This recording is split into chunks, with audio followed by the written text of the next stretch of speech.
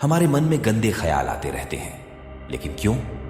मन हमारा सबसे बड़ा मित्र है और मन ही हमारा सबसे बड़ा शत्रु है। जब हम अपने मन के अनुसार चलते हैं तो मन हमें भटका देता है, और जब हम मन को संतुलित कर लेते हैं तो हमें जीवन में सब कुछ मिल जाता है।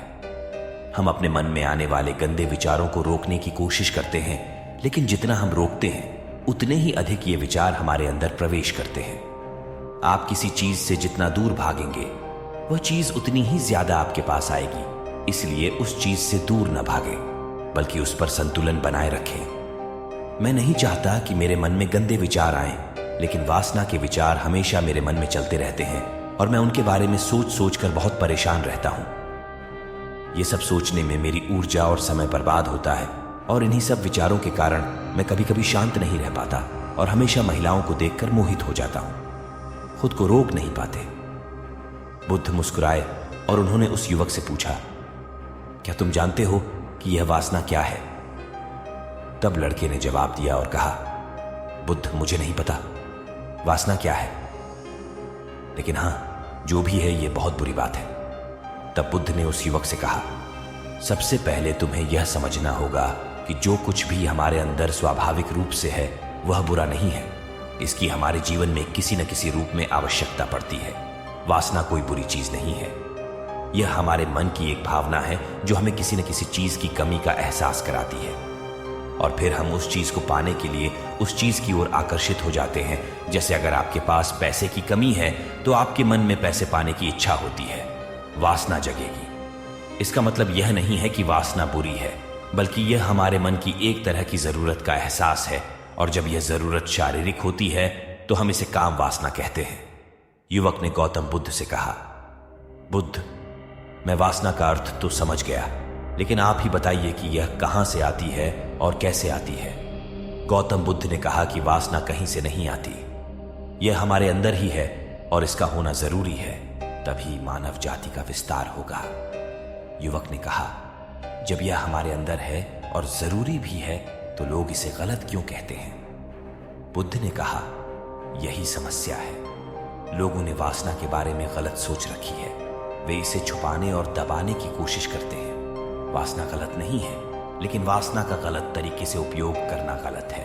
लोग जो पसंद करते हैं उसके लिए जीना शुरू कर देते हैं और हर समय उसी के बारे में सोचते रहते हैं, लेकिन यह सब गलत है। बुद्ध ने युवक से कहा, क्या तुम्हें पता है कि जानवर भी संभोग करते हैं? युवक ने उत्तर दिया, हां बुद्ध, जानवरों में भी वासना होती है, क्योंकि जानवर भी अपनी पीढ़ी को आगे ले जाएंगे। बुद्ध ने कहा, तो फिर हम जानवरों की वासना को गलत क्यों नहीं कहते? युवक ने कहा, मैं नहीं जानता महात्मा, आप ही बताएं। गौतम बुद्ध ने कहा कि जानवर अपनी वासना का उपयोग सुख के लिए नहीं करते। वे अपनी वासना का उपयोग केवल संतान प्राप्ति के लिए करते हैं। प्रकृति ने जानवरों को इतनी समझ नहीं दी है कि वे वासना को अपनी खुशी का आधार बना सके, जबकि मनुष्य अपनी समझ के आधार पर प्रकृति में पाई जाने वाली हर चीज का उपयोग अपनी खुशी के लिए करता है। हम इंसानों ने काम और वासना को अपनी खुशी का जरिया बना लिया है, जबकि प्रकृति ने हमें अपने वंश को आगे बढ़ाने के लिए दिया है, लेकिन मनुष्य ने इसे अपने जीवन का अंतिम लक्ष्य बना लिया है, और वासना को बेलगाम होने देना गलत है। हम हावी क्यों हैं? ये बेलगाम क्यों हो जाता है? तब गौतम बुद्ध ने कहा, अब जो मैं तुम्हें बताऊंगा उसे सुनो, ध्यान से सुनो। तुम्हें वासना का पूरा खेल समझ में आ जाएगा। तुम्हें तुम्हारे सभी सवालों के जवाब मिल जाएंगे। तुम्हें बस ध्यान से सुनकर समझना होगा। तब गौतम बुद्ध ने उस युवक से कहा, एक समय की बात है, गुरु और उनके शिष्य एक आश्रम में रहते थे। शिष्य प्रतिदिन दीक्षा लेने के लिए आश्रम से बाहर गांव में जाते थे। जो शिष्य भिक्षा लेने के लिए गांव में जाता था, रास्ते में एक नदी पड़ती थी, जिससे होकर वह प्रतिदिन भिक्षा लेने के लिए जाता था। एक दिन उसने एक लड़के को पेड़ के पीछे छुपे हुए देखा। वह लड़के के पास गया और पूछा, भाई, तुम इस पेड़ के पीछे छिपकर क्या देख रहे हो?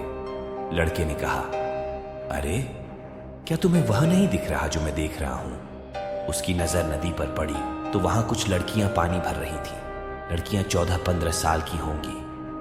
तब शिष्य ने लड़के से कहा, अरे भाई, वहां तो लड़कियां पानी भर रही हैं, इसमें छिपने की क्या बात है? तभी लड़का शिष्य की ओर देखता है और उससे कहता है, अरे मूर्ख, क्या तुम देख नहीं सकते कि मैं क्या कर रहा हूं? वे परियां नदी से पानी कैसे खींच रही हैं। जरा उसके भावों को देखो, उसके कोमल शरीर को देखो। बर्तन उठाते समय उसकी पतली कमर कैसे लचकती है और उसके बाल उसकी कमर पर ऐसे लहरा रहे हैं मानो सुंदरता बिखरी हुई हो।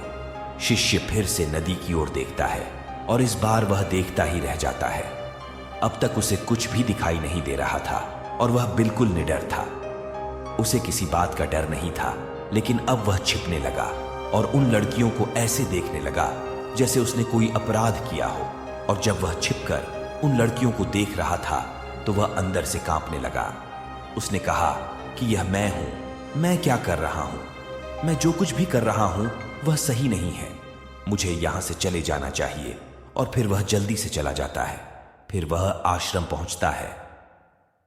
आश्रम में जाकर वह अपने काम में व्यस्त हो गया, लेकिन जो उसने अभी देखा था वह बार बार उसकी आंखों के सामने आ रहा था। उसके दिमाग में वही दृश्य घूम रहा था। यही देखने को उसका मन ललचाया। उसका किसी भी काम में मन नहीं लगता था। वह प्रतिदिन सुबह सुबह भिक्षा लेने के लिए आश्रम से निकल जाता था और नदी के पास स्थित एक पेड़ के पास जाता था, जहां वह लड़का पहले से ही मौजूद होता था और छिपकर अपने साथ लड़कियों को देखता था। अब वह प्रतिदिन ऐसा करने लगा। उसका मन अब किसी काम में नहीं लगता था। वह प्रतिदिन सुबह सुबह भिक्षा लेने के लिए आश्रम से निकल जाता था और नदी के पास स्थित एक पेड़ के पास जाता था, जहां वह लड़का पहले से ही मौजूद होता था और छिपकर अपने साथ लड़कियों को देखता था। अब वह प्रतिदिन ऐसा करने लगा। उसका मन अब किसी काम में नहीं लगता था। वह सदैव किसी न किसी विचार में डूबा रहता था। वह आश्रम का कार्य भी ठीक से नहीं कर पा रहा था। वह न तो ठीक से सो पाता था और न ही ठीक से खा पाता था। उसका मन बेचैन था।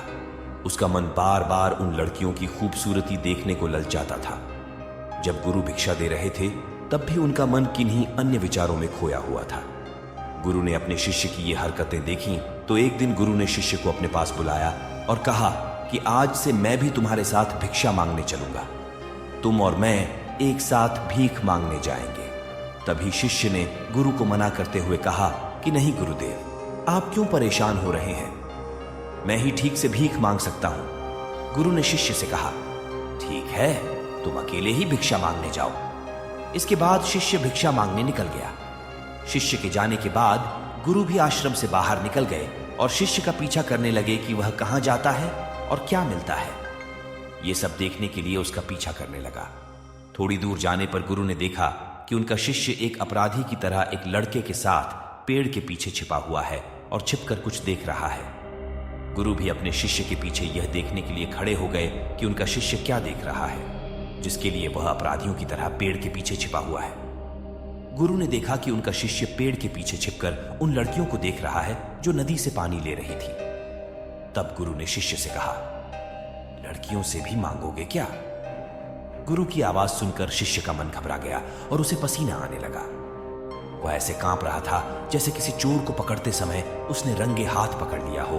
उनकी हालत खराब हो गई। वह कुछ भी बोलने में असमर्थ था। शिष्य के साथ जो लड़का था वह भाग गया, जिससे शिष्य और भी घबरा गया। उसके मुंह से केवल कुछ टूटे फूटे शब्द ही निकल रहे थे। वह अपने अध्यापक से आंख मिलाने का भी साहस नहीं कर पाता था। गुरु ने शिष्य की ओर देखकर कहा, मेरा शिष्य निडर है। वह किसी चीज से नहीं डरता, लेकिन यह क्या है? तुम डर के मारे कहां रह रहे हो? शिष्य ने गुरु से कहा, मुझे माफ कर दीजिए, इसमें मेरी कोई गलती नहीं है। उस आदमी ने मुझे धोखा दिया, लेकिन मैं तुमसे वादा करता हूं कि आज के बाद मैं ऐसा दोबारा कभी नहीं करूंगा। क्षमा चाहता हूं। गुरुदेव ने कहा कि कोई बात नहीं, लेकिन तुम्हें यह ध्यान रखना चाहिए कि हम जैसी संगति करते हैं हमें वैसा ही फल मिलता है। जैसे जैसे हम संगति करते हैं उनके विचार हम में प्रवेश करते हैं। इसलिए अच्छी संगति रखें ताकि अच्छे विचार आप में प्रवेश करें। फिर गुरु और शिष्य आश्रम लौट आए और फिर से आश्रम के काम पर ध्यान देने लगे। वह उस रास्ते को छोड़कर दूसरे रास्ते से जाने लगा। वह अपना कार्य सावधानी से करता था, लेकिन धीरे धीरे उसके अंदर क्रोध उत्पन्न हो गया और फिर वह अन्य शिष्यों पर क्रोध करने लगा और बेचैन रहने लगा। अब वह ठीक समय पर भोजन भी नहीं करता था। वह खाना भी बहुत कम खाते थे। एक रात गुरु शिष्य के पास आए और उससे बोले कि तुमने मुझसे वादा किया था कि तुम अपने मन को वश में रखोगे आपने अब तक कितनी बार अपना वादा तोड़ा है? यह सुनकर शिष्य अपने गुरु के चरणों में गिर पड़ा और रोने लगा। उसने रोते हुए गुरु से कहा कि गुरुदेव, मैं कई बार अपना वादा तोड़ चुका हूं, फिर वादा करता हूं, लेकिन हर बार मैं अपना वादा तोड़ देता हूं। यह बिल्कुल भी मेरे वश में नहीं है। मैं अपने मन से सभी बुरे विचारों को बाहर निकालने की बहुत कोशिश करता हूं, लेकिन चाहकर भी मैं ऐसा नहीं कर पाता। तब गुरु ने शिष्य से कहा, मेरे साथ आओ। गुरु शिष्य को आश्रम के बगीचे में ले गए और शिष्य से कहा, देखो, यहां कुछ नाले हैं जिनसे होकर नदी का पानी इन पौधों में आ रहा है और यह पानी लगातार बह रहा है। क्या आप इस पानी का बहाव रोक सकते हैं? शिष्य ने कहा, हां गुरुदेव, मैं इस प्रवाह को रोक सकता हूं। तब शिष्य ने मिट्टी उठाकर उस नाले के किनारे डाल दी। वह पानी थोड़ी देर के लिए रुका और फिर थोड़ी देर बाद उस रेत के ऊपर से पानी आने लगा। गुरु ने शिष्य से कहा, यह क्या है? यह पानी रुका ही नहीं। उसने फिर कुछ कंकड़ उठाए और नाली में फेंक दिए और फिर पानी थोड़ी देर के लिए रुक गया। लेकिन फिर कुछ देर बाद उन कंकड़ पत्थरों के ऊपर से पानी निकलने लगा। गुरु ने कहा, शिष्य क्या हुआ? पानी फिर आ गया है। आप कह रहे थे कि रोकेंगे। क्या हम किसी चीज को पूरी तरह से रोक सकते हैं? तब शिष्य ने कहा, कोई बात नहीं गुरुदेव, मैं इसे रोक दूंगा और तुम्हें दिखाऊंगा। फिर वह एक बड़ा पत्थर लाया और नाली पर रख दिया। पानी रुक गया। तब शिष्य ने गुरु से कहा, देखिए गुरुदेव, मैंने कहा था कि मैं पानी रोकूंगा। मैंने पानी रोक कर दिखाया। मैंने आपकी बात पूरी कर दी। गुरु मुस्कुराए और बोले, अच्छा, ध्यान से देखो, पानी रुक गया है क्या? यह पीछे नाली को तोड़कर बाहर आ गया है और अगल बगल से बह रहा है। और ध्यान से देखिए, यह इस पत्थर के सामने भी आ गया है और यह पानी अपना रास्ता बदलकर फिर से आगे की ओर बह जाएगा। फिर कुछ देर बाद वही हुआ। तब गुरु ने शिष्य को समझाया, आपके साथ भी ऐसा ही हो रहा है। आप बार बार प्रयास कर रहे हैं और अधिक प्रयास कर रहे हैं, लेकिन हर बार आपका प्रयास टूट रहा है और टूटता ही रहेगा। अपने आप को पहचाने, इस तरह अपना समय बर्बाद न करें। फिर वह लड़का उस शिष्य से रोज मिलने लगा और उसने उस लड़के को नदी पर न जाने के लिए प्रेरित किया। और फिर वह लड़का अपने जीवन में कुछ बनने के लिए संघर्ष करने लगा। तो देखा अपने संगति का असर क्या होता है। अपनी संगति बदलो, अपने विचार बदलो। गुरु ने शिष्य से पूछा, क्या तुम्हें तुम्हारे सभी प्रश्नों के उत्तर मिल गए? तब शिष्य ने कहा, हां महात्मा जी, धन्यवाद। तब गुरु ने शिष्य से कहा कि जब तुम्हारे मन में गंदे विचार आए तो खुद को दोषी मत मानना। यह शरीर है और यह सब इसने हजारों वर्षों से सीखा है। यह सिर्फ आपके सोचने या शपथ लेने से टूटने वाला नहीं है, बल्कि आपके पास वह शक्ति है, वह ऊर्जा है जिसका आपको संतुलन में उपयोग करना है। आप एक जीवित ऊर्जा हैं जो कुछ भी अनुभव करने के लिए स्वतंत्र है। इसलिए आप स्वयं को जानते हैं। इस कहानी से हमें यह सीख मिलती है कि जो भी हो, हमारे विचार बहुत महत्वपूर्ण हैं। हमारे विचार ही हमारे भविष्य की दिशा तय करते हैं। हमें अपने मन में पूरी ताकत से सकारात्मक विचारों को अपनाना चाहिए ताकि हम सही दिशा में आगे बढ़ सकें। हमें उम्मीद है आपको इस कहानी से कुछ न कुछ जरूर सीखने मिला होगा। वीडियो को जल्दी से लाइक शेयर करके चैनल को सब्सक्राइब कर दीजिए और हमारा हौसला बढ़ाइए। धन्यवाद।